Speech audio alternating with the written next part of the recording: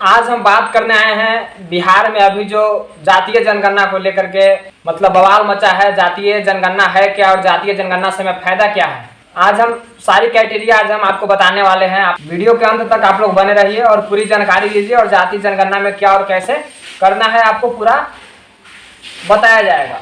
अगर अभी आपसे पूछ दिया जाए कि अभी वर्तमान में जनसंख्या कितना है तो शायद आप भी नहीं बता पाएंगे कि जनसंख्या कितनी है, आबादी कितनी है। आपके पास जवाब के तौर पर एक अंदाजा रहेगा कि अभी 1.35 करोड़ या 1.40 करोड़ के आसपास समथिंग इसी तरह से आपके पास मतलब किंतु परंतु करके आपके मन में रहेगा कि इतनी जनसंख्या अभी है। कितना जनसंख्या इस पर बात करेंगे। अगर आपको घर के सदस्यों के बारे में पता नहीं रहेगा कि घर में कितने सदस्य हैं तो आप घर को आप कैसे चलाएंगे।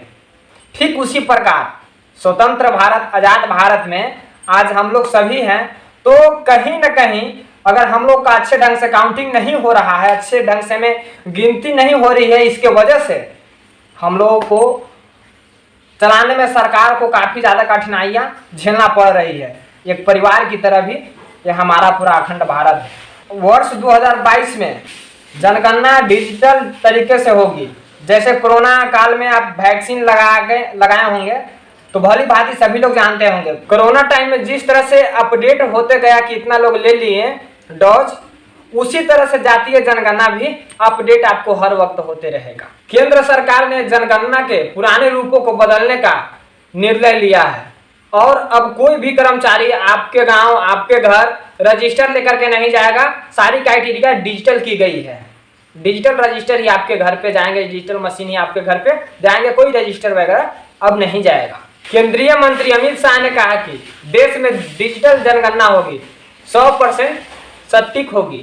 आज कहीं ना कहीं आपको यहाँ में सुविधा नहीं मिल रही है, जिसकी कारण है कि सरकार के पास डेटा उपलब्ध नहीं है कि हमारी जनसंख्या कितनी है। इसके वजह से नहीं मिल रहा है और ये डेटा अपडेट करवाने के लिए हमें सख्त जरूरी। भारत में जनगणना हर 10 वर्ष में होती है। हमारे देश में अब तक 15 बार जनगणना हो चुका है। 8 बार जनगणना अंग्रेजों के समय हुआ था और 7 बार जनगणना आजाद होने के बाद। भारत में पहली जनगणना 1872 ईस्वी में हुआ था और आखिरी बार वर्ष 2011 में हुआ था और फिर 2021 में होने वाला था। कोरोना काल की वजह से नहीं हो पाया। लेकिन अब जो जातीय जनगणना होना है एकदम नए तरीके से डिजिटल ढंग से जनगणना होगी।